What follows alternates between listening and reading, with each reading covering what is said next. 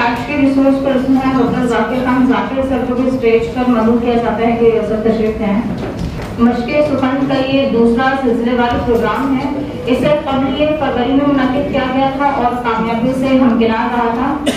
शायरी दरअसल ज़ौक़ के साथ साथ कहीं ना कहीं रियाज़ो मश्क का मुतालबा भी करती है, इसलिए तलबा को अमली तौर पर शायरी के रमूज़ निकात से वाकिफ कराने और शेर फहमी के लिए इस वर्कशॉप का इनेकाद किया गया है। शुक्रिया। डॉक्टर जाकिर खान जाकिर सर का शुमार मुंबई के मारूफ शुरा में होता है। फारसी में PhD अवार्ड हुई है, कई मज़ामीन में MA किया है, तर्जुमे के हवाले से अहम नाम है और शेरी मजमुआ जल्द ही मंज़िल आम पर आने वाला है। अभी सर जो लेक्चर लेने वाले हैं उसका मौजू है शायरी क्या है। इसके लिए मैं सर को दामों को दूंगा।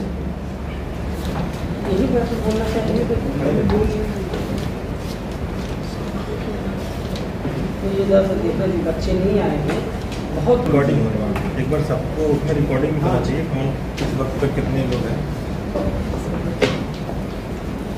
अस्सलाम वालेकुम। सबसे पहले तो मैं शोबे उर्दू और उसके सर डॉक्टर अब्दुल्ला इम्तियाज साहब का मशकूर हूँ कि आपने मुझे ये मौका दिया कि मैं यहाँ पर अपने ख्यालात शायरी क्या है इस उन्वान के तहत पेश करूँ। दोस्तों, शायरी क्या है? एक बिल्कुल आसान सा सवाल जिसका जवाब भी वन लाइनर है। सिर्फ किसी अंग्रेज नाकिब ने कहा था कि when the words are in their best order it is prose, when the best words are in best order it is poetry। कि जब अल्फाज बेहतरीन अल्फाज जब बेहतरीन तरतीब में हो तो वो शायरी होती है। लेकिन ये जो सवाल है कि शायरी क्या है, ये आज से नहीं है, ये 2500 साल पुराना सवाल है। तब शायरी के मौज़ूआत अलग थे, शायरी के फॉर्म्स अलग थे, लेकिन सवाल यही था शायरी क्या है। आज भी सवाल यही है, शायरी क्या है। मौज़ूआत अलग है, फॉर्म्स अलग है, शायरी की शक्लें बदल चुकी हैं और आइंदा 2500 साल बाद भी यही सवाल रहेगा अगर दुनिया कायम रही कि शायरी क्या है। लेकिन तब के मौज़ूआत अलग होंगे, तब शायरी के फॉर्म्स अलग होंगे। अब इसकी एक बुनियादी वजह यह है कि इस तरह के सवालात तो उठते क्यों हैं। इसकी बेसिक बुनियादी वजह यह है कि शायरी जिस तरह इंसान से कनेक्ट है, शायरी जिस तरह समाज से मरबूत है, शायरी जिस तरह समाज से राब्ते में रहती है, कोई दूसरी चीज इस तरह से समाज से राब्ते नहीं रहती। हमारे दुख सुख अरमान और आरज़ुमंदी की मौसर अक्कासी शायरी के जरिए ही होती है। इफ्तिखार आरिफ कहता है कि हवस लुक में तर खा गई लहजों का जलाल, अब किसी हर्फ को हुकूमत नहीं मिलने वाली, या कहाँ के नामो नसब इल्म क्या फजीलत क्या, जहाने रिज़्क़ में तौक़ीर अहले हाजत क्या, और शिकम की आग लिए फिर रही है शहर शहर, सगे ज़माना है हम क्या हमारी हिजरत क्या। तो शायरी इस पर हर दौर में, माजी में भी, हाल में भी और मुस्तक़बिल में भी इस तरह के सवालात होते रहेंगे। मुख्तसर सा सवाल, लेकिन अपने अंदर जहानों की वसअत समेटे हुए। सुनते तो दिले आशिक पहले तो जहां कम है, यही शायरी का हाल है। तो आइए अब हम देखते हैं कि शायरी क्या है। लेकिन इससे पहले हमें दो चीजें देखनी होंगी कि शायरी के इब्तदाई नमूने कौन से हैं, और दूसरी अहम चीज कि शायरी का शुमार किसमें होता है। कि हम सब जानते हैं कि शायरी फनून लतीफ़ा का एक हिस्सा है। फनून लतीफ़ा को 3 हिस्सों में तकसीम किया गया है। पहले में आता है विजुअल आर्ट, दूसरे में आता है लिटरेरी आर्ट और तीसरे में आता है परफॉर्मिंग आर्ट। तो विजुअल आर्ट में मुसव्विरी, नक्काशी, संतराशी, मेमारी, ये विजुअल आर्ट के हिस्से हैं।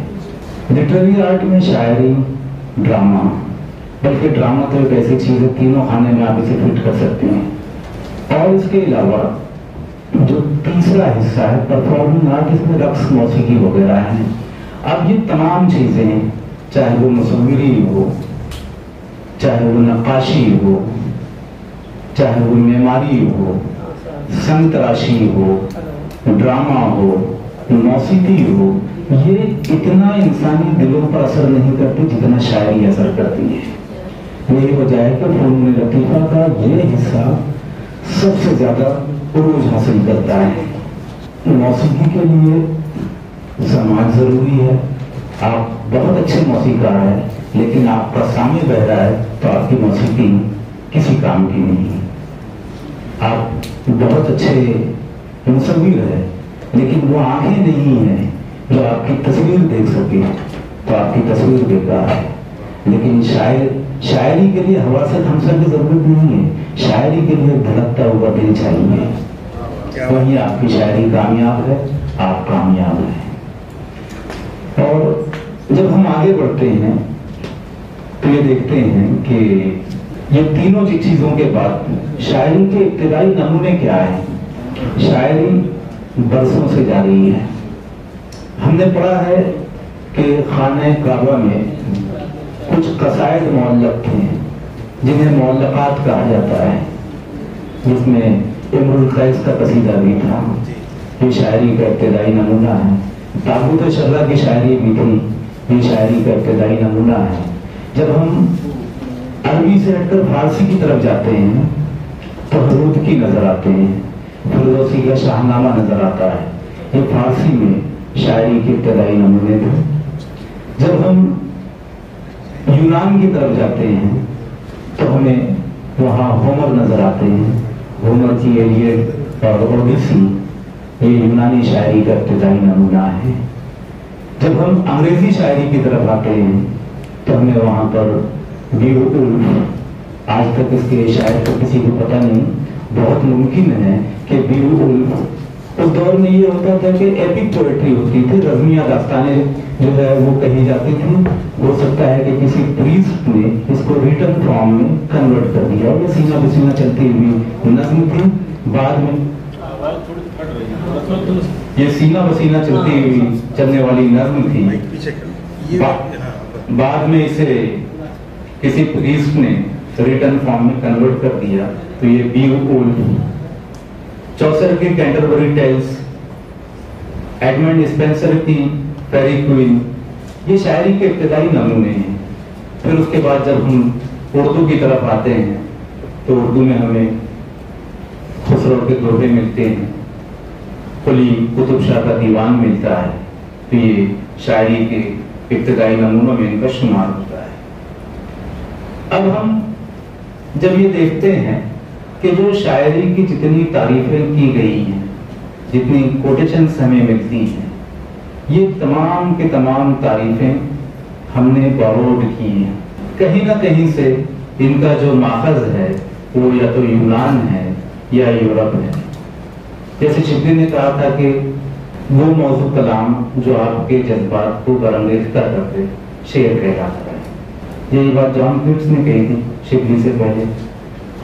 اس کا مطلب یہ ہے کہ ہماری اردو تنقید اور اس تنقید میں پیش کیے جانے والے شاعرانہ نظریات زیادہ تر یورپ سے، یونان سے، ہم نے ان کا ماخذ جو ہے یورپ ہے یا یونان ہے، لیکن ہم نے یہ کیا کہ ان نظریات کو لینے کے بعد اس پر خلئی کر دی، اسے اور چمکا دیا، اسے اور بہتر بنا دیا۔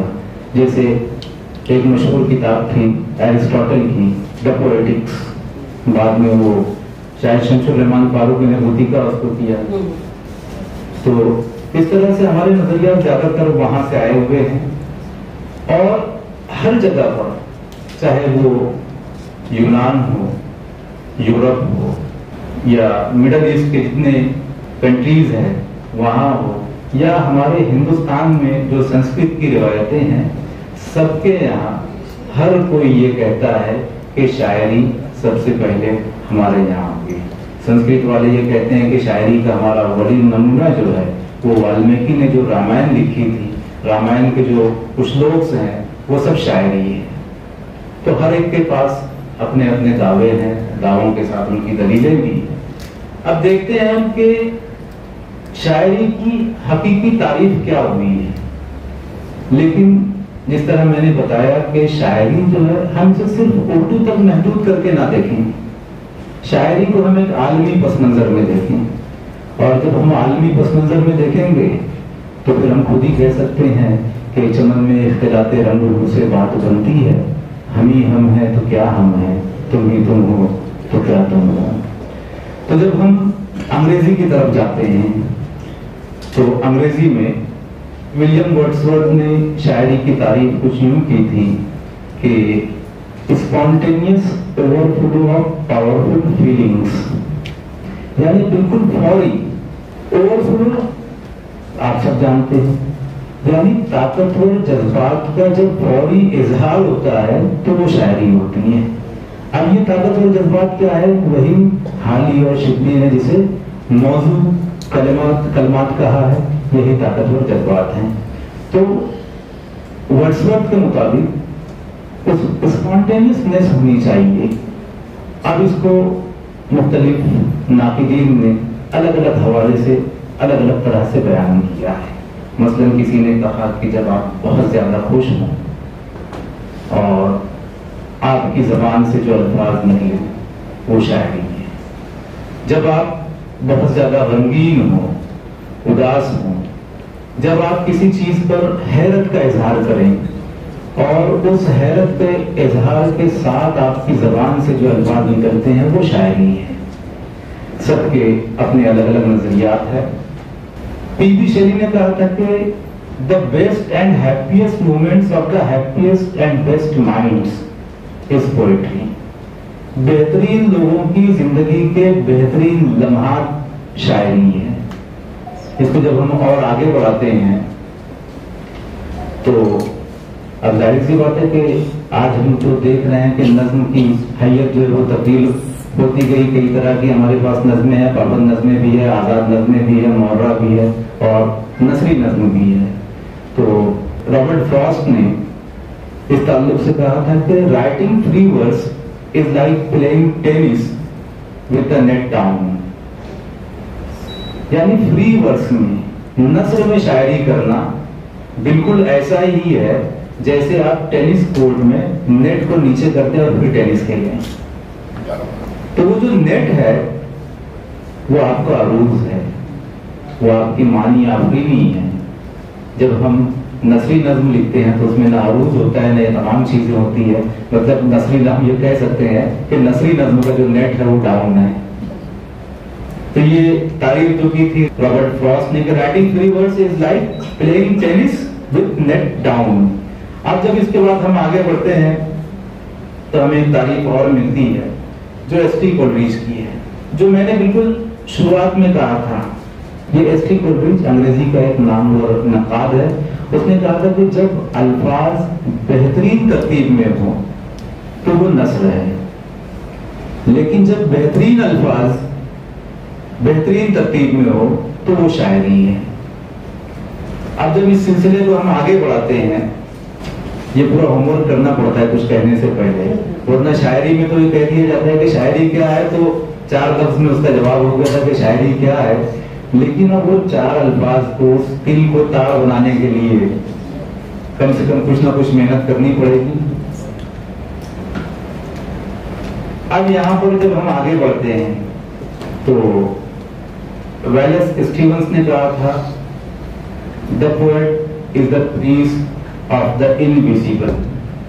یعنی جو چیزیں انویزیبل ہیں, جو ہماری آنکھوں سے اوجھل ہے, شاید اس کا پریسٹ ہے. یہ نظریہ کہیں نہ کہیں حالی کا جو پیوریفیکیشن آف پوئٹری کا جو نظریہ ہے کہ شاعری کو کس طرح سے پاکیزہ کیا جائے, تو حالی نے یہ کہا تھا کہ شاعری میں کچھ اچھے خیالات پیش کیے جائیں. سوسائٹی وغیرہ کی مثالیں دی تھی جو آگے آنے والی ہے.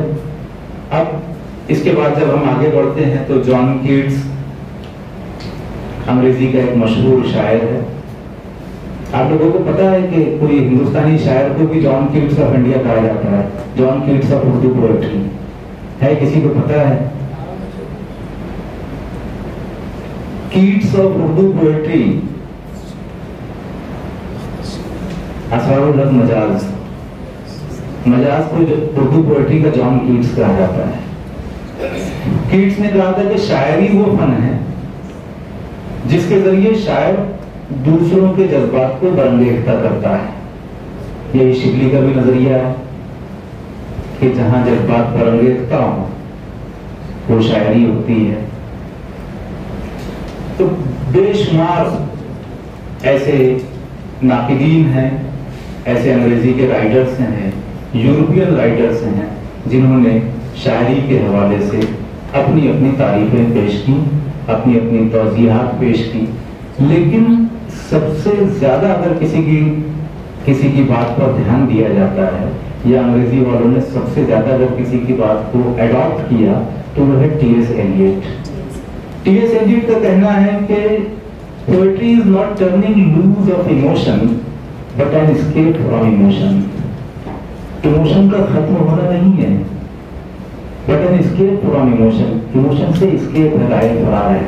अब यहाँ एलियट का नजरिया यह है कि शायरी जो है वो इम्पर्सनैलिटी ऑफ आर्ट है, यानी जब शायरी की जाए तो शायर की शख्सियत उसकी शायरी में मौजूद ना हो, सिर्फ शायरी हो और सामे हो और दरमियान में शायर ना हो। इसके ताल्लुक से उसने एक बहुत वसी नजरिया पेश किया था जिसमें उसने कहा था कि शायर जो है वो प्लेटिनम की तरह होता है। और कुछ सल्फर डाइऑक्साइड वगैरह की साइंस की उसने मिसाल पेश की थी कि कार्बन मोनोऑक्साइड में जब सल्फर डाइऑक्साइड या कोई और गैस जब मिलती है तो प्लेटिनम के को मिलाने से होती है, लेकिन जब उसको अलग किया जाता है तो उसमें प्लेटिनम नहीं होता। तो शायर जो है वो सिर्फ सामे और शायरी के दरमियान एक रब्त होता है। शनाख्त शायरी होती है, शख्स वो शनाख्त नहीं होता। ये नजरिया अगर हम गौर करें तो शिबली ने जो नजरिया पेश किया था उसके बिल्कुल अपोजिट है। अब जब हम इस सिलसिले को आगे बढ़ाते हैं और आगे यूनान में पहुंचते हैं तो यूनान में अफलातून ने एक नजरिया दिया था कि इमिटेशन ऑफ नेचर, तो शायरी फितरत की नक्काली है और फितरत हकीकत की नक्काली है। इसका मतलब यह है कि शायरी हकीकत से 3 कदम पीछे खड़ी है। ये अफलातून ने कहा था कि शायरी हकीकत से 3 कदम पीछे खड़ी हुई है। लेकिन फिर वक्त बदला और अफलातून ने जब ये देखा पूरा यूनान जो है वो शायरी के शहर में खोया हुआ है, शायरी यूनान के लोगों पर असर कर रही है, शायरी यूनान की तहजीब पर असर कर रही है, यूनान के सकाफत पर, तमद्दुन पर, हर चीज पर शायरी ने जब असर करना शुरू किया तो अब यहाँ पर अफलातून ने यू टर्न ले लिया। यानी जो पहले उसने बात कही थी कि शायरी फितरत की नकल है, फितरत हकीकत की नकल है, इस लिहाज से देखा जाए तो शायरी हकीकत से 3 कदम पीछे खड़ी हुई है। अब अफलातून के नजरिया तब्दील हो गए और अफलातून ने यह कहा कि शायरी नकल जरूर है लेकिन हकीकत से खूबसूरत है और ऐसी हकीकत की पैरवी की जानी चाहिए। तो यहाँ पर उसका नजरिया जो है वो तब्दील हो गया। अब शायरी ऐसी चीज है जिससे दुनिया और जहान के काम लिए गए, शायरी से जंगें लड़ी गई, शायरी से जंगें जीती गई। यूनान ही में ये हुआ था कि एथेंस मुसलसल किसी जंग में हार रहा था। अब एथेंस की हार देखते हुए वहां का जो हुक्मरान था उसने एक शायर को बुलाया, नीमन वगैरह कुछ उसका नाम है, मैं नाम भूल रहा हूं, कि उसने उसको बुलाया और ये कहा कि आपकी जो शायरी है उसमें ये तासीर है कि वो दिलों को जगा सकती है। तो कुछ ऐसी नज़में कहो जिससे एथेंस के लोगों के जोश और जज्बात जो भड़क उठे और वो इस तरह से जंग में शामिल हो कि हम जंग जीत जाए। हुआ यही, उस शायर ने नज्म लिखी, एथेंस के घर घर में नज्म पहुंचाई गई, एथेंस जंग जीता और जो बरसों से जो जंग हारी जा रही थी वो जंग जीती गई शायरी के जरिए। خانہ کعبہ جب مکہ جب فتح ہوا اور تمام صحابی جب مکہ میں داخل ہونے لگے تو جو 3 صحابی تھے کہ جس میں حسان بن ثابت بھی تھے، خالد اور حضرت رواحہ تھے اور طالب بن مالک وغیرہ تھے شاید، تو یہ جب مکہ میں داخل ہوئے تو ان میں سے ایک صحابی نظم پڑھتے ہوئے داخل ہوئے، رجز پڑھتے ہوئے داخل ہو رہے تھے. تو حضرت عمر ان کے پاس آئے اور ان سے کہا کہ بس اب تو مکہ فتح ہو چکا ہے. تو حضور نے کہا کہ مکہ ضرور فتح ہوا ہے، لیکن اب یہ قوم دوسرے طریقے سے جنگ کرے گی. اب یہ آپ کی سوچ پر حملہ کرے گی، یا آپ کی تہذیب پر حملہ کرے گی، یا آپ کے دین پر حملہ کرے گی. تو ہمیں ایسے لوگ چاہیے جو اپنی شاعری کے ذریعے اپنی تہذیب بچا سکے، اپنا دین بچا سکے، اپنا مذہب بچا سکے. تو یہ شاعری ہے. اس کے بعد جب اس سلسلے کو ہم اور آگے بڑھاتے ہیں تو ہمیں پتہ چلتا ہے کہ شعر و ادب جو ہے وہ تاریخ سے زیادہ سچا ہے. شعر و ادب جو ہے وہ اپنے زمانے کی بہترین تعریف ہوتا ہے. اس سے نہ صرف شعراء کے حالات پتہ چلتے ہیں بلکہ وہاں کی تہذیب، وہاں کا تمدن، وہاں کی ثقافت، اور وہ تہذیب یا تمدن یا ثقافت کتنی پرانی ہے، وہاں کے حالات کیسے تھے، یہ سب پتہ چلتا ہے. جیسے جب ہم عربی شاعری پڑھتے ہیں تو عربی شاعری میں جن چیزوں کا ہمیں ذکر ملتا ہے تو وہاں آپ کو ریگستان ملیں گے، عربی شاعری میں دشت و جبل ملیں گے. عربی شاعری میں وہ تمام چیزیں ملتی ہے جن کا تعلق گرم علاقوں سے ہوتا ہے. جب یہ شاعری ایران پہنچتی ہے تو اب یہاں پر ایران میں آپ کو گل و بلبل کے افسانے ملیں گے، ایران میں آپ کو دوسری لفظیات ملے گی، ایران میں آپ کو لکھنؤ کی نزاکت ملے گی. یہی شاعری جب ہندوستان پہنچتی ہے تو آپ کو یہاں پر اس میں پنگھٹ کے گیت ملیں گے، پنگھٹ پر گزرتی ہوئی عورتوں کا تذکرہ ملے گا، کرشن کی بانسری ملے گی، رامائن کی دھنیں اس میں ملے گی. تو یہ تمام چیزیں اب اس حوالے سے میں نے کہیں پر ایک پیراگراف پڑھا تھا، وہ میں نے یہاں نوٹ کر کے لایا ہے. تو آپ سن لیں وہ پیراگراف کہ ہر خطے کی مٹی اور آب و ہوا کا اثر وہاں کے لوگوں کے خیالات اور احساسات پر پڑتا ہے. اس کے توسط سے شاعری اور انشا پردازی تک پہنچتا ہے. دور جاہلیت میں عربوں کے کلام میں کوہ و صحرا، جنگل و بیابان، ببولوں اور ریگزاروں، سراب و تشنگی، کھنڈروں اور ویرانوں کا تصور شاعری کا سرمایہ ہوا کرتے تھے.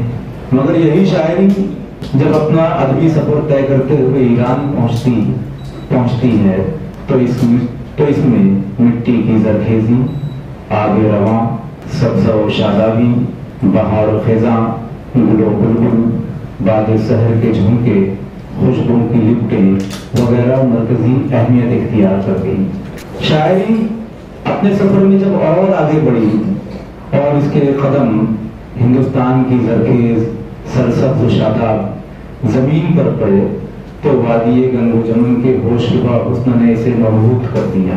وسیع و عریض دریاؤں کا خرام، سبزہ پوش کو ہستانی سلسلے، جھرنوں اور آبشاروں کی موسیقی ریز ترنگ، سہنی مہوال اور ہیر رانجھا کی عشقیہ داستانیں، رشی منیوں کی گاتھائیں، میرا کی بھکتی رس، ولیوں اور صوفیوں کے تصوف میں پوشیدہ خدا گہی کا سیمابی احساس، پنگھٹ پر گوریوں کا جھرمٹ، کرشن کی بانسری کا جادو، ان سب کے امتزاج نے اردو شاعری کے آنچل میں ایسی دھنک رنگ سحرکاری کی کیفیت پیدا کی جس کی نظیر کسی دوسری عالمی سطح کی شاعری میں نہیں ملتی.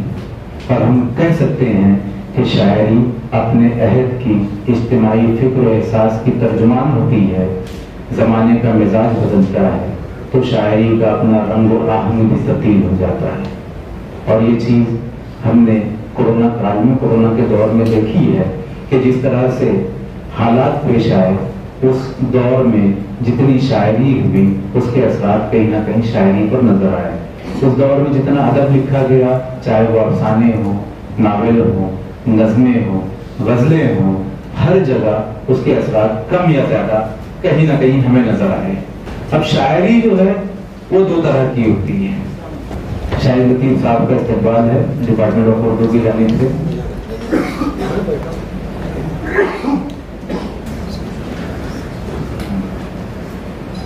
شاعری جو ہے وہ دو طرح کی ہوتی ہے.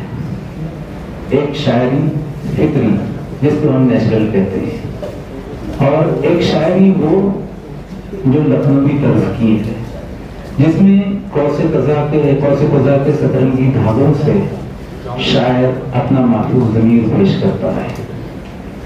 اب حقیقی شاعر وہ ہے جو اجالے کے پیچھے چھپے پس منظر میں پوشیدہ اجالے کو دیکھ سکے. اجالے کے پس منظر میں بھی اندھیرا موجود ہے، لیکن اس اندھیرے میں کہیں نہ کہیں نور کی کرنیں پوشیدہ ہے. تو حقیقی شاعری وہ ہوتی ہے جو اس اندھیرے میں پوشیدہ نور کی کرنوں کو دیکھ سکے، اسے محسوس کر سکے. اب آئیے دیکھتے ہیں کہ شاعری کے بارے میں اردو والوں نے کیا کہا. ابھی تک تو ہم یونان، انگلینڈ اور یورپ کی سیر پر تھے کہ ہومر نے کیا کہا، اسپینسر نے کیا کہا، ٹی ایس ایلیٹ نے کیا کہا، کولریج نے کیا کہا. تو ہم کہتے ہیں کہ ایسا کلام موضوع جو بامقصد بھی ہو، جس میں دو مصرے بھی ہو، قافیہ بھی ہو، ردیف بھی ہو، بحر کی پابندی بھی ہو، جس میں جذبہ بھی ہو، تخیل بھی، وزن بھی، جس میں صدر بھی ہو، عروض بھی، ابتدا بھی اور ضرب بھی. یہ تمام چیزیں، ان تمام چیزوں کا جب امتزاج ہوتا ہے تو وہ شاعری کہلاتا ہے. اب یہاں پر دو چیزیں میں نے جو پیش کی انہیں سمجھنا ضروری ہے کہ ایک شعر جو ہے اس کے چار حصے ہوتے ہیں. پہلے مصرے میں دو اور دوسرے مصرے میں دو. تو جو پہلے مصرے کے دو حصے ہوتے ہیں، پہلے حصے کو صدر اور دوسرے کو عروض کہا جاتا ہے، جبکہ دوسرے مصرے کے جو دو حصے ہوتے ہیں، یعنی جو تیسرا حصہ ہوگا وہ ابتدا کہلاتا ہے اور ضرب کہلاتا ہے. مثال کے طور پر اگر ہم ایک شعر دیکھیں کہ زندگی کیا ہے عناصر میں ظہور دربی، موت کیا ہے کنہیں اجزاء کا پریشان ہونا. چار ٹکڑے میں نے خود ہی کر دیے. زندگی کیا ہے، یہ کیا ہے صدر، عناصر میں ظہور ترتیب، اور موت کیا ہے کنہیں اجزاء کا پریشان ہونا. شاعری کی ایک بات اور ضروری قرار دی گئی ہے کہ کہیں نہ کہیں یہ بھی کہا جاتا ہے کہ شاعری جو ہے وہ بال ارادہ بھی ہونی چاہیے. ایسی ہے نا سر کہ وتھ کانشیسنیس شاعری ہونی چاہیے، ورنہ شعر تو حضور اکرم صلی اللہ علیہ وسلم سے بھی ہوا تھا لیکن اسے شاعری کے زمرے میں شمار نہیں کیا گیا. غزوہ خندق کے موقع پر حضور صلی اللہ علیہ وسلم نے کہا تھا کہ انا النبی لا کذب انا ابن عبد المطلب. شعر ہے، مکمل شعر ہے، شعر کی تمام چیزیں اس میں موجود ہیں لیکن یہ بال ارادہ نہیں ہے، تو اکثر ناقدین نے اسے شعر کے زمرے میں شمار نہیں کیا. اب جب ہم شاعری کی تاریخ پر آتے ہیں تو ہم دیکھتے ہیں کہ ڈاکٹر قمر رئیس جو ہے وہ کہتے ہیں کہ احساسات کی بے نام پرچھائیاں جب اپنی ذات اور تجربات کے تناظر میں واضح روپ اختیار کر لیتی ہے تو شاعری کی تہذاریاں بڑھ جاتی ہیں. لفظیات اور اسالیب و علائم تجربات کی بھٹی میں تب کر کندن بنتے ہیں تو شعر کے بہتر میں ڈھلتے ہیں. انسان جس قدر نیا خانہ دل میں نظر ڈالتا ہے اتنا ہی نیا ہوتا ہے، اس کا ایمان تازہ ہوتا ہے. یہ ڈاکٹر قمر رئیس صاحب کا خیال ہے. جب ہم اس سلسلے کو اور آگے بڑھاتے ہیں تو علامہ اقبال کہتے ہیں کہ موضوع شعر کہنے کے لیے خون جگر صرف کرنا پڑتا ہے، اور آپ سب جانتے ہیں کہ خون جگر صرف کرنے میں کتنی دقتیں، کتنی دشواریاں پیش آتی ہیں. اور کاش کہ ہم وہ کوشش کرنے لگ جائیں تو شاید ہم کچھ بہتر کام کر سکیں. رشید احمد صدیقی صاحب نے شاعری کی ایک الگ تعریف پیش کی ہے. وہ کہتے ہیں کہ شاعری دنیا کی مادری زبان ہے. شاعری جو ہے وہ دنیا کی مادری زبان ہے، اس لیے شاعری میں مخصوص ذہن، مخصوص زندگی اور مخصوص زمانے کی ترجمانی اور تلاش بہت ضروری اور فطری ہے. جب ہم اور آگے بڑھتے ہیں تو پروفیسر کرامت علی کرامت کہتے ہیں کہ کسی شعر کے لیے جذبات ہی سب سے اہم نہیں ہیں، اگر جذبات میں ندرت ہو تو فرسودہ الفاظ میں بھی نئی جان ڈالی جا سکتی ہے۔ الفاظ آپ کے گھسے ٹوٹے ہیں، الفاظ جو ہے وہ حالی کے معیار پر اترنے والے نہیں ہیں، تفوق سے الفاظ میں جن کا شمار نہیں ہو سکتا، لیکن آپ کے پاس خیال میں ندرت ہے تو آپ ویسے الفاظ سے بھی بہترین اشعار تخلیق کر سکتے ہیں۔ شاعری میں جو دو بڑے نظریات پیش ہمارے سامنے آتے ہیں وہ ایک شبلی نعمانی کا نظریہ ہے اور جو انہوں نے شعر العجم کے ذریعے پیش کیا، اور دوسرا نظریہ حالی کا ہے جو انہوں نے مقدمہ شعر و شاعری میں پیش کیا۔ اب شبلی اور حالی کہیں نہ کہیں ایک بھی نظر آتے ہیں اور کبھی کبھی مختلف بھی دکھائی دیتے ہیں کہ دونوں کے نظریات جو ہے وہ الگ ہیں۔ اب جیسے شبلی کہتے ہیں کہ شاعری جو ہے وہ انسانی جذبات کو تحریک عطا کرتی ہے، اور شبلی کے مطابق تمام عالم جو ہے وہ شعر ہے۔ شبلی کہتے ہیں کہ تمام عالم جو ہے وہ شعر ہے۔ اب شبلی نے شعر العجم میں اس چیز کو تین الگ الگ طریقوں سے پیش کرنے کی کوشش کی ہے۔ سب سے پہلے تو وہ خود اعتراف کرتے ہیں کہ شاعری کی جامع تعریف جو ناممکنات میں سے ہے، شاعری کی جامع تعریف نہیں کی جا سکتی، آپ جتنی تعریف کریں گے شاعری وہاں سے آپ کو اور آگے نظر آئے گی۔ تو پہلے انہوں نے اقرار کر لیا کہ شاعری کی جامع تعریف نہیں ہو سکتی۔ پھر اس کے بعد وہ کہتے ہیں کہ جس طرح سے انسان کے مختلف اعضاء ہیں، اب وہ مختلف افعال انجام دیتے ہیں، کان کے کچھ افعال ہیں، آنکھ کا فعل کچھ اور ہے، تو یہ تمام اعضاء اور قوتیں جو انسان کو عطا کی گئی ہے یہ سب کے افعال الگ الگ ہیں، لیکن ان میں دو قوتیں ایسی ہیں جو بہت زیادہ اہمیت رکھتی ہیں، احساس اور ادراک۔ تو حالی کے مطابق، شبلی کے مطابق احساس اور ادراک جو ہے یہ بہت زیادہ اہم ہے۔ اب پھر وہ آگے بڑھتے ہیں اور احساس کیا ہے، ادراک کیا ہے، اس کے بارے میں بتاتے ہیں۔ تو شبلی کے مطابق ادراک یعنی کسی چیز کو ڈسکور کرنا، کسی چیز کو دریافت کرنا، اور جب وہ احساس پر آتے ہیں تو وہ کہتے ہیں کہ آپ اگر خوشی کے لمحات میں بہت زیادہ خوش ہو گئے، غم کے لمحات میں آپ بہت زیادہ غمگین ہیں، تو ایسے موقع پر آپ کی زبان سے جو الفاظ نکلتے ہیں وہ شعر کہلاتے ہیں، وہ شاعری ہے۔ اس کے بعد شبلی نے ایک مثال اور پیش کی۔ شبلی نے کہا کہ جانور جو ہے وہ اپنے جذبات کا اظہار الگ الگ طریقے سے کرتے ہیں۔ مختلف جانوروں کو انہوں نے حوالہ بھی دیا ہے کہ شیر کیسے اظہار کرتا ہے، مور جو ہے وہ ناچ کر اظہار کرتا ہے، سانپ جو ہے وہ رینگتے ہوئے اپنے جذبات کا اظہار کرتا ہے، لیکن پھر کہتے ہیں کہ انسان جو ہے، کہا جاتا ہے کہ مینیفیسٹ سوشل اینیمل، کہ انسان جو ہے وہ بھی سماجی جانور ہے، لیکن اسے نطق اور گویائی عطا کی گئی ہے، اس لیے یہ الفاظ کے ذریعے اپنے جذبات کا اظہار کرتا ہے، اور جب یہ اپنے اندرون کا اظہار کرتا ہے تو وہ الفاظ جو اس کی زبان سے اس وقت باہر آتے ہیں وہ شاعری ہے۔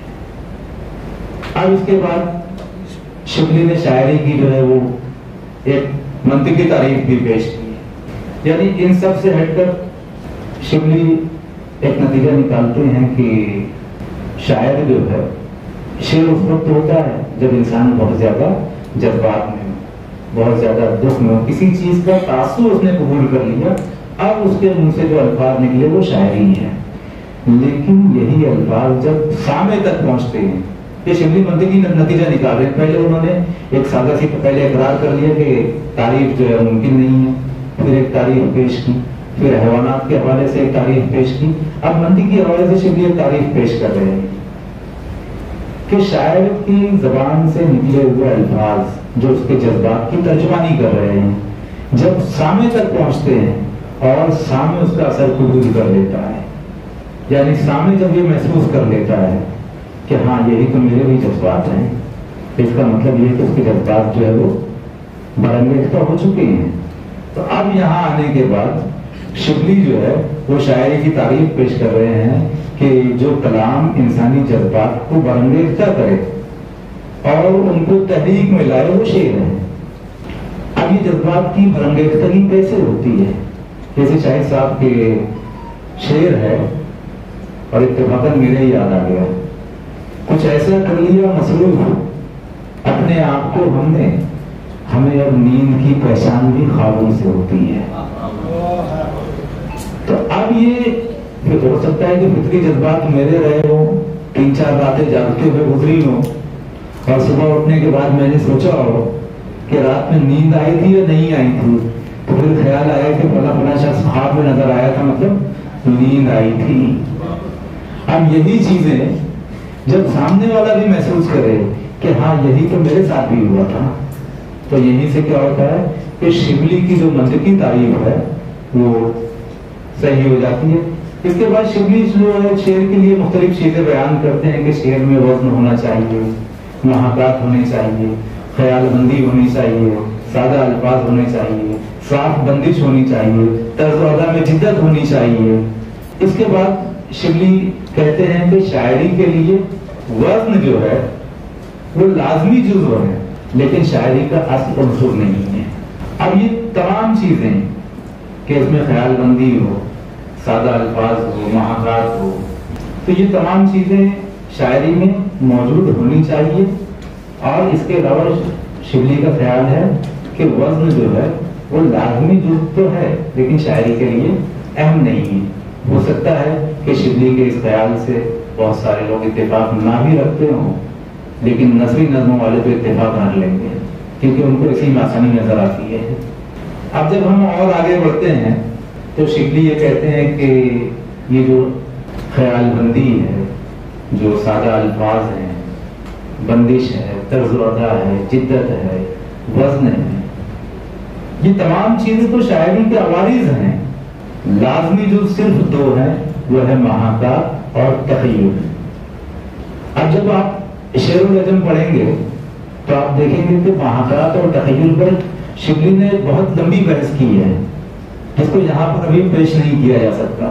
یہ آپ کو پڑھنا پڑے گا کہ شبلی نے محاکات پر کیا کہا ہے، پھر تخیل پر کیا کہا، پھر تخیل کی شبلی نے کتنی تعریفیں بیان کی کہ تخیل کس کس طرح کا ہوتا ہے، محاکات کیا ہے. پھر محاکات بیان کرتے کرتے شبلی نے یہ کہا کہ تصویر کیا ہے، مصوری کیا ہے، اور تصویر سے جو تصویر کو جو دیکھ رہا ہے اس پر کیا اثر ہوتا ہے، محاکات کا کیا اثر ہوتا ہے، تصویر اور محاکات میں کیا فرق ہے، تخیل اور محاکات میں کیا فرق ہے. تو یہ ایک لمبی بحث ہے جو شبلی نے شعر النجم میں پیش کی ہے.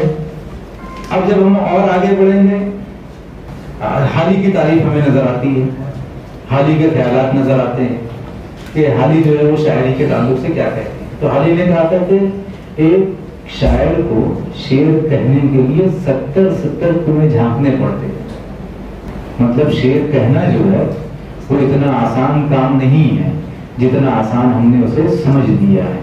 اب یہ 70 کنویں جھانکنے والی بات کہاں سے آئی کہ شاعری کے لیے محنت کرنی پڑتی ہے، شاعری کو سیکھنا پڑتا ہے اور اس طرح کے سیمینار اٹینڈ کرنے پڑتے ہیں، وہ بھی تھوڑی اسٹرینتھ کے ساتھ.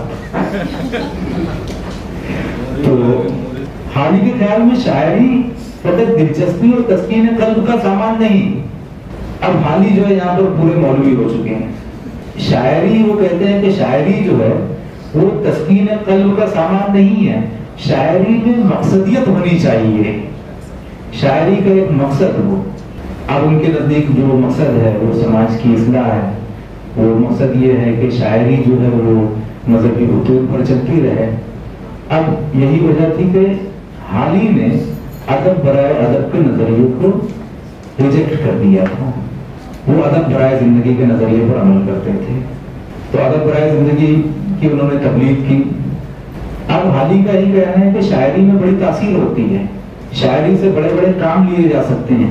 شروعات میں نے آپ کو 2 مثالیں دی تھیں، ایک فتح مکہ کی مثال اور دوسرے ایتھنز کی جو ہار جیت میں تبدیل ہوئی تھی. یہ شاعری سے لیا گیا کام ہے.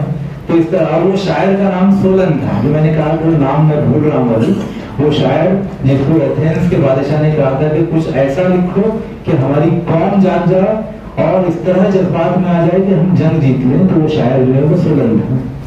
وہ جنگ جیتی گئی ایتھنز کی.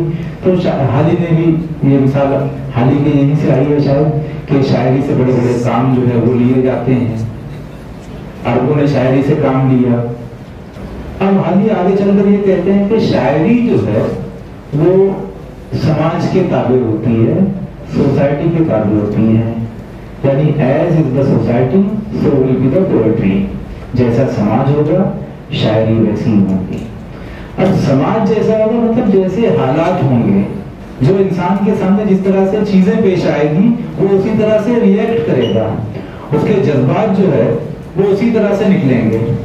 تو شاعری جو ہے وہ سماج کے تابع ہوتی ہے. جیسا سماج ویسی شاعری. جب مقدمے شعر و شاعری میں جب ہم اور آگے بڑھتے ہیں تو ہمیں شاعری کے لیے 3 شرطیں نظر آتی ہیں کہ حالی نے جو ہے وہ شاعری کی 3 شرطیں پیش کی ہیں. اور آپ لوگ جانتے ہوں گے, اچھی طرح پتہ بھی ہوگا. ہے کچھ یاد ہے؟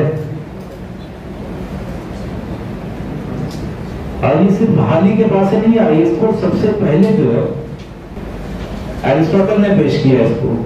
دا پوئٹکس یہیں سے شروع ہوتی ہے, امیجینیشن, تخیل. حالی کے مطابق شاعری کی پہلی شرط جو ہے وہ تخیل ہے کہ آپ کے پاس بہت معلومات ہے, آپ بہت پڑھے لکھے ہیں, لیکن آپ کا جو امیجینیشن سینس ہے وہ اس قابل نہیں ہے کہ آپ چیزوں کو امیجن کر سکیں. اب ایک شاعر کے سامنے بھی وہی واقعہ ہوا اور آپ بھی اسی واقعے کے چشمدید گواہ ہیں, لیکن شاعر نے اسے بہترین شاعری میں کنورٹ کر دیا. لیکن آپ دیکھ کے بس اس کو سنا بھی نہیں سکتے کسی کو, یا واقعہ اگر آپ بیان کریں گے تو کسی الگ انداز میں بیان کریں گے, لیکن جب شاعر بیان کرے گا تو وہ ایک الگ انداز میں بیان کرے گا. تو اس کا مطلب یہ ہے کہ امیجینیشن جو ہے وہ شاعری کے لیے بہت اہم ہے. اس سے آگے پھر حالی کہتے ہیں کہ مطالعہ کائنات. اب آپ صرف اپنے آپ میں رہیں گے, آپ نے دنیا نہیں دیکھی. علم وہ ہے جو کتابوں سے باہر ہے. آپ جس اسٹینڈرڈ میں ہیں تو آپ یہ سمجھ لیجیے کہ آپ کا نالج جو ہے وہ بیونڈ دا اسٹینڈرڈ ہونا چاہیے. آپ اگر ایم اے کر رہے ہیں تو آپ کی study P H D level کی ہونی چاہیے. آپ پی ایچ ڈی کر رہے ہیں تو ڈیلیٹ لیول کی اسٹڈی ہونی چاہیے. اور یہ کب آتا ہے؟ مطالعہ کائنات. یعنی آپ کتابوں سے ہٹ کر باہر دیکھیے کہ زمانے میں کیا ہو رہا ہے, آج کے حالات کیا ہیں, آج کے انقلاب کی مین ہیڈنگ کیا تھی, آخری پیج پر اسپورٹس کی کون سی سرخی تھی. تو یہ تمام چیزیں جب آپ باہر سے سماج کا مطالعہ نہیں کریں گے تو سماج کے حالات سے آپ کو واقفیت نہیں ہوگی. اور جب سماج کے حالات سے آپ واقف نہیں ہوگے تو یہ بتائیے کہ آپ کا امیجینیشن پر کام کرے گا. تو نہ امیجینیشن کام کرے گا, نہ آپ کی معلومات میں اضافہ ہوگا. پھر اس کے بعد حالی کہتے ہیں کہ تفوز الفاظ, خوبصورت الفاظ. کہ شاعری ہمیشہ کی جائے تو کیسے خوبصورت الفاظ میں کی جائے. میر کی طرح یہ نہ کہا جائے کہ اسی عطار کے لونڈے سے دوا لیتے ہیں. اگر یہ میر حالی کے زمانے میں ہوتے تو حالی ان کو فوراً وہی ریجیکٹ کر دیتے, یہ شعری بات سے ہٹا دو اس کو, کہ اس میں وہ چیز نہیں ہے جو شاعری میں ہونی چاہیے. اب اس کے بعد جب وہ اور آگے بڑھتے ہیں تو پھر بتاتے ہیں کہ شعر میں 3 خوبیاں بھی ہونی چاہیے. یعنی 3 شرطیں تو ہے, تخیل, مطالعہ کائنات, تفوز الفاظ. لیکن اب اس کے بعد شعر میں 3 خوبیاں ہونی چاہیے. اب وہ پہلی خوبی بتاتے ہیں کہ شعر جو ہے وہ سادہ ہو, بالکل آسان, کہ سامنے والے پر فوراً اثر کرے کہ تم میرے پاس ہوتے ہو گویا جب کوئی دوسرا نہیں ہوتا. ورنہ غالب کی طرح اگر یہ کہہ دیں گے کہ نکوش ہے سزا فریادی ہے بیداد دلبر کی, مبادہ خندہ دندان ہوا ہے صبح محشر کی, اور پرے پروانہ شاید بادبان کشتی میں تھا, ہوئی مجلس کی گرمی سے روانی دور صادر کی. اور رگے لیلا کو خاکے دشت مجنو ریشگی بخشے, اگر بوئے بجائے دانا دیکھا نوک نشر کی. اب یہ رگے لیلا کو کھا کے دشت مجنون ریشگی بخشے، میرے خیال سے یہ تینوں کے علاوہ حال میں کوئی نہیں بتا پائے گا کہ رگے لیلا کو کھا کے دشت مجنون ریشگی بخشے کیا بلا ہے۔ ریشگی بخشنا مطلب تکلیف دینا۔ اب رگے لیلا، رگ جو ہے یہاں پر غالب نے کہا ہے شہرت کو، مطلب سمپل میننگ یہ ہے کہ اگر کسان اناج کی بجائے نشتر کی نوک بونے لگے تو وہ اناج کھانے کے بعد جس طرح سے کھانے والے کے گلے میں تکلیف ہوتی ہے، جب لیلا صحرا کی ریت دیکھتی ہے، مجنون کے صحرا کی ریت دیکھتی ہے تو اس کے گلے میں بھی اسی طرح کی تکلیف پہنچتی ہے۔ تو رگے لیلا کو کھا کے دشت مجنون ریشگی بخشے، اس میں سادگی بالکل نہیں ہے۔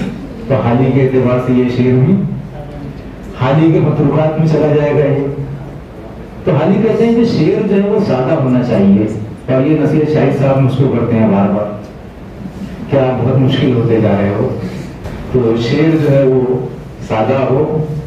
اس کے بعد دوسری خصوصیت انہوں نے یہ بتائی ہے کہ شعر میں جوش ہونا چاہیے، کہ پڑھنے والا جو ہے وہ فوراً اس میں آ جائے، قتل حسین اصل میں مرگ یزید، اسلام زندہ ہوتا ہے ہر کربلا کے بعد۔ یہ جوش کی بہترین مثال ہے۔ اب اس میں اصلیت بھی ہونی چاہیے۔ تیسری خصوصیت انہوں نے یہ بتائی ہے کہ شعر کی خوبی یہ ہے کہ شعر میں اصلیت ہو۔ اب اصلیت یعنی حقیقی باتیں ہوں، یہ نہ ہو کہ یارو شب فراق میں رویا میں اس قدر تھا چوتھے آسمان پہ پانی کمر پر، کہیں سے کوئی حقیقت نہیں ہے۔ تو یہاں بھی حالی جو ہے شعر کو بھی کٹ کرتے ہوئے آگے بڑھتے ہیں۔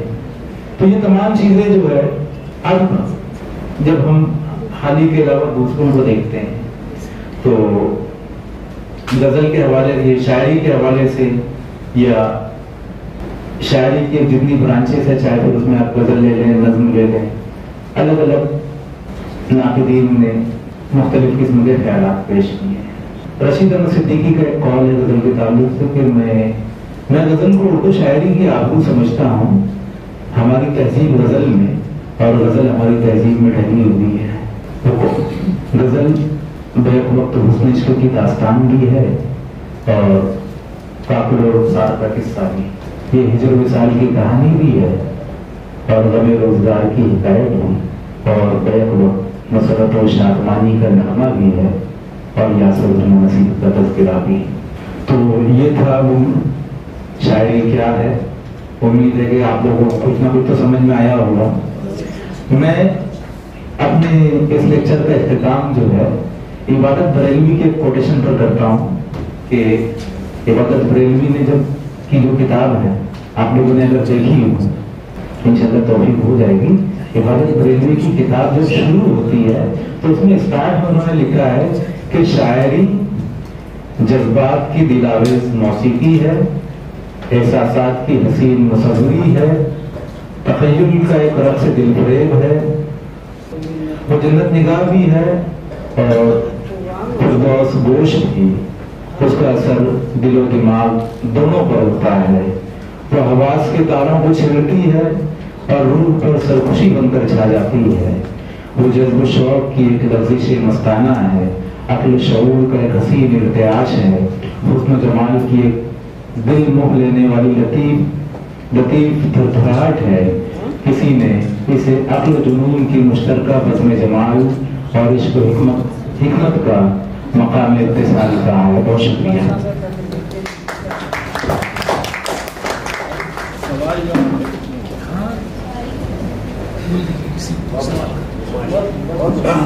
بہت شکریہ سر۔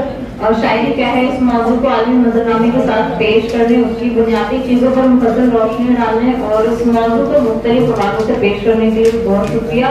اسی دوران ہمارے ساتھ جناب شاہد لطیف سر تشریف لا چکے ہیں۔ ریسرچ ایسوسی ایشن شوگردر ممبئی یونیورسٹی آپ سے استقبال کرتی ہے اور اسی کے ساتھ جو ٹائگر جلسے کا اختتام ہوتا ہے۔